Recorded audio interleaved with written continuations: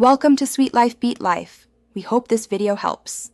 You start by using an administrator account so you have permission to change ownership. This matters because Windows blocks many fixes for standard accounts.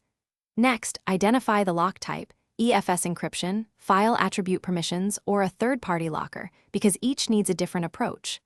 Once done, check file history, system restore, or any backups and note the folder path. Make sure to find the original locking program or its recovery key. Having those now saves time and prevents data loss later.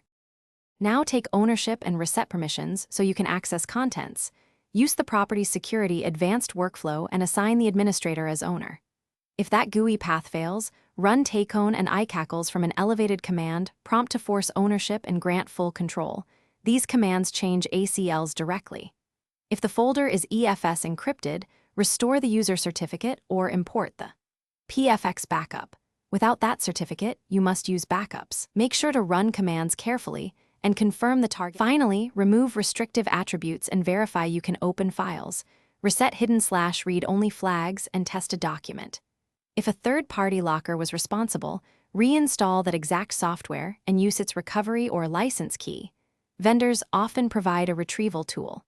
If permission errors persist, boot into safe mode or use a Linux Live USB to copy files to another drive, which bypasses Windows locks. If things go wrong, keep a backup image and avoid formatting. Preserve data for advanced recovery or professional help. Thanks for watching. Consider subscribing if we helped you.